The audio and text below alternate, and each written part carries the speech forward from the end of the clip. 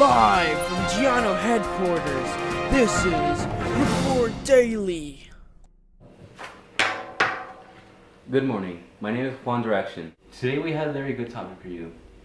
Shakespeare's life, Shakespeare's works, the Globe Theater, life during Shakespeare's time.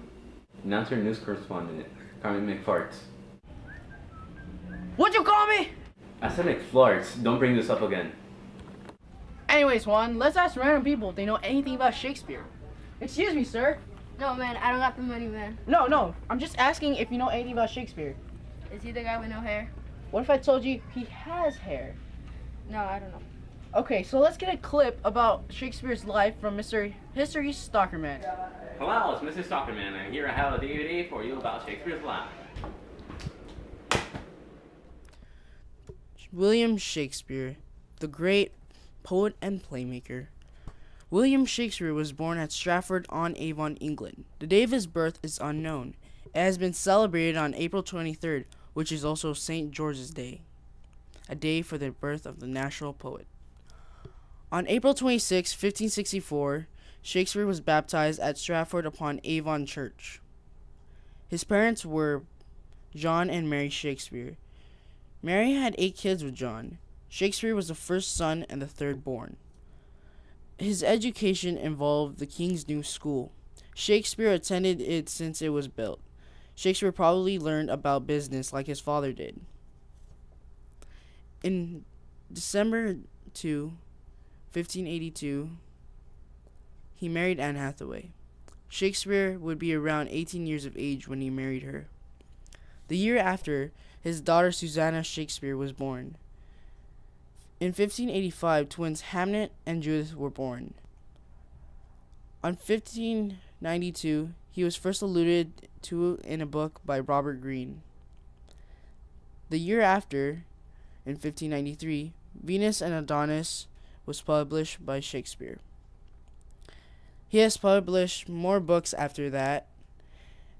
Later on, his son, Hamnet, dies on 1596. Shakespeare made a lot of plays. It started around 1590, which was the Comedy of Errors. Shakespeare's had 4 periods. The first period, which was 1590 to 1594, which was his apprenticeship. His second period was from 1595 to 1600, which was called the Great Comedies and Histories. That included Julius Caesar, the 12th Knight, King John, and many others. The third period, which was from 1601 to 1608, was called the Great Tragedies and Bitter Comedies, which included the King Lear, Hamlet, and many more, like Macbeth. The fourth period, which was his last period, was from 1609 to 1613, which was called Tragic Comedies. His father was granted a coat of arms in 1596. In 1597, Shakespeare purchased a new place, the largest house in Stratford. In 1598, Shakespeare is praised by Francis Maurice. Francis Maurice mentioned Shakespeare's poems, sonnets, and 12 of his plays. Shakespeare and his fellow players were honored by James I. They were appointed grooms of the king's chamber. In 1607, daughter Susanna marries. In 1609, more sonnets were published. In 1616, his daughter Judith marries. Also in 1616, Shakespeare dies on April 23rd and is buried in April 25th. Shakespeare's will includes plates, money, and around that. Shakespeare was a very important person in history. He was an inspiration to many and also criticized by others. But Shakespeare had a very royal life. So did you learn anything? No. Hey, whoa, where are you going? Creep! Where are you going? We just want to ask you a question.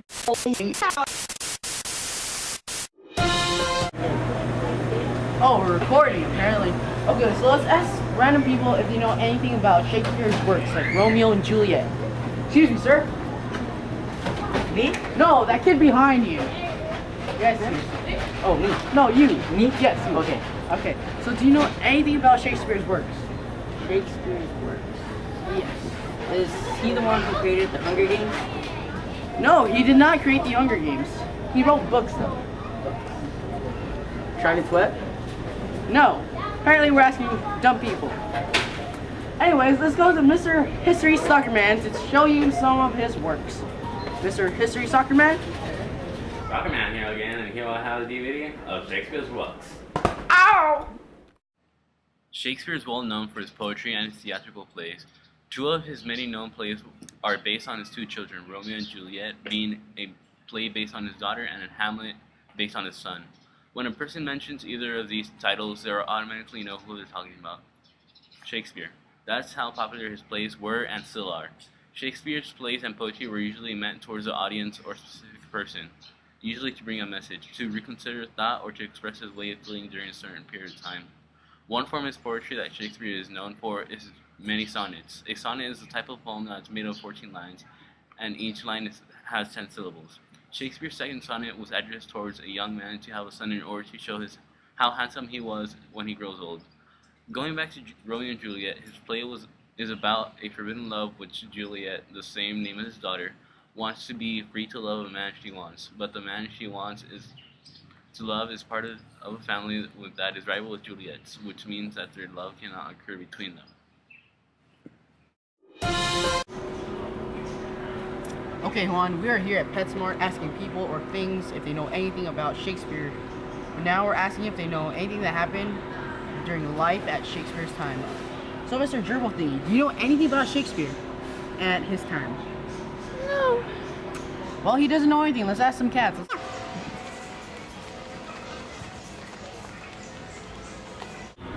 Okay. I found Miss Kittens.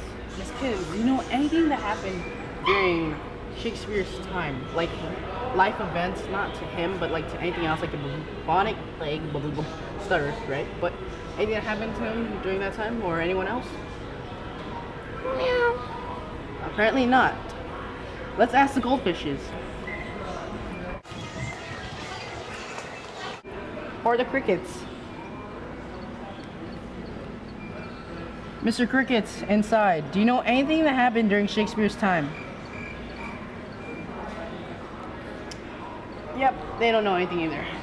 So apparently we're gonna have to go to Mr. Stalker Man for more information about Shakespeare's time, things that happened during Shakespeare's time. As we do that, I'm gonna go look at some fishies. And that's it. Hey, it's Mr. Soccer Man here for the third time. And here I have a DVD. It's about life during Shakespeare's time. Okay, I'm gonna throw it at you. Oh, psych. Nah, this time I am. Whoa! Ow! Life during Shakespeare's times was pretty tragic, and yet had good things in it. During Shakespeare's time, people died early. Many children weren't alive before they even got to age of 15, and the average lifespan is around 30 years of age. The huge reason why people had died early is because of the bubonic plague. People didn't know that killing their cats would make it worse, but they did kill their cats. All they did that have medicine to give people was amulets and sweet smelling things and other false medicines. The wealth in England was pretty high. The wages were a lot higher than other countries. That's the reason why 10,000 citizens migrated to London. Many of the houses were at peace during that time, during Shakespeare's time. Riots, though, occurred in many urban places. Riots happened mostly during 1590 to 1610. Women during Shakespeare's time had little power. They had little rights. They couldn't do many things at all. Music, poetry, dance, and plays were huge in England during Shakespeare's time. Many people love going to plays to watch tragedies or comedies, to read poems from Shakespeare and other many poets. They would love to listen to music and dance to many instruments people would play. It was just a huge part of England's life. Although the play did have many fans and very interested people in it, there were many criticism involved. One of the eras that were involved in Shakespeare's time was the Elizabethan era. The Elizabethan era included crimes, punishments, many people died from executions. There were many politics involved. Religion was just a huge factor, and there was a lot of laws. The Elizabethan era included the whole England, and it included the Queen Elizabeth herself. It was a time of death, war, marriage, and a lot of education involved, actually. It was just a big thing in Shakespeare's time. Oh, sir, do you know anything about Shakespeare's Globe Theater? Unfortunately, I do not. Alright, so let's go to History Stalker Man about Shakespeare's Globe Theater. Wow, sorry Carmen, but that DVD that I had for you, yeah, I couldn't find it, sorry. Okay, Juan, we are here standing in some random kid's home. See if he created the Globe Theater in Minecraft. Since History Stalker Man did not have one, we went here, we went all over the globe, 5 miles from our headquarters. But we just looked around for kids that played Minecraft, and we seen this kid. We were on his computer, I guess you would say. We were hacking, and we noticed that he was creating the Shakespeare Globe in Minecraft. The Globe Theater, you guys know what that is. Minecraft, although, is a game, a sandbox style game, where many no-lives play. Most of you, History Soccer Master, you play that game. Just kidding. Let's just go check this nerd out. Hey! Hey, I'm playing Minecraft, go away. No, I don't want to go away. Is it true that you're creating the Globe Theater in Minecraft? Maybe. Do you have a video of it? Sure. History Stalker Man, he created a video of it. We might not need you. This nerd has it. Thanked. Hallelujah. I have a name. Okay, Mockingjay. Thank you, nerd. And let's roll the clip. 3, 2, 1. Let's go.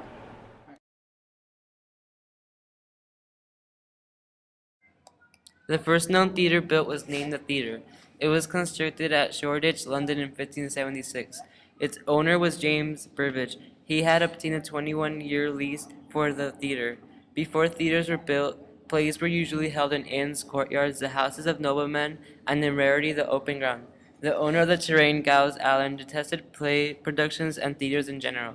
He raised the price of the lease to an amount that was not able to be paid. The theater was about to be destroyed, but Burbage discovered a loophole in the former lease, which allowed him to disassemble the theater and move it to another terrain. The timber was transported to Bankside and Southwark across the River Thames. The new theater that rose was the Globe Theater, also known as the Shakespearean Theater or Shakespeare's Globe. The Globe Theater held up to thousands of people. It was not only used for plays, but also for gambling. The Globe Theater held a larger audience than the Bear Garden, a theater near the Globe. The Bear Garden eventually went out of business, but it was replaced with the Hope Theater, which was appropriately named. The Globe Theater was a huge success. As soon as plays were written, they were immediately produced. Rivalry grew between the Globe and its neighboring theaters. A lot of money was being made. Rival theaters sent the members to copy unauthorized copies of the plays. Notes were taken during the plays, and different versions of the plays were produced since there was no copyright during Shakespeare's time. These alternate versions of Shakespeare's plays were named quarto texts. The success of the Globe Theatre was so extravagant that theaters were closed on Thursdays to allow other Elizabethan forms of entertainment perform or be held. Nobles paid more than commoners for better seats, while the commoners sat in the pit of the theatre. Nobles paid to sit in the Lord's room, which was considered better and more comfortable. The money was put into a box, which later evolved into the box office. The price of the seat depended on the comfortableness of the seat. Queen Elizabeth I greatly enjoyed plays, but they were usually performed indoors for her own purposes. The theater had many advertisements and raised flags depicting the newest play being performed. The entrance of the theater displayed Totus Mundus Agit Histronium, which translated into the whole world is a playhouse, along with Hercules supporting the globe on his shoulders. Special effects were added to the theater, such as fireworks and cannons. People relieved themselves outside of the theater since there was no restroom in the theater and hygiene was not a major issue. Most Elizabethan theaters were closed during the outbreak of the bubonic plague. In 1644, the Puritans destroyed the Globe Theatre since they disapproved of its social activities. The Puritans banned plays and whipped all play members and fined anyone who was captured attending a play. The Puritans rose to power, but sooner or later they faded away. The theater slowly reopened to the public, but the Globe wasn't reconstructed until 1997.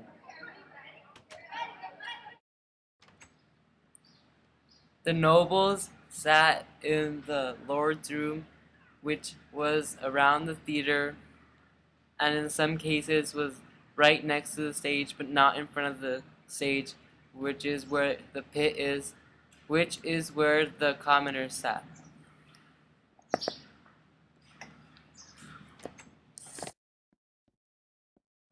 Many people sat around these areas. It's mostly the nobles that sat here. More of the poor people sat on the bottom area, but here it is just mostly nobles. Going up to the roof, we are about to go to the roof right now, and up in the roof, it's a very good view. Right here is usually where more rich people sit. Yeah, be careful, you might fall. But yeah, this is where a lot of rich people would watch. Not a good view, right? But it's pretty good in the actual one. It's a little hard to build it. Going up, we have the highest highest view, all the way up here. And if we go a little bit more up, if you want to go up, we would go to the flag and all the way on the top of the Globe Theater. And that is just the top of the Globe Theater. Now you can get about a top view of every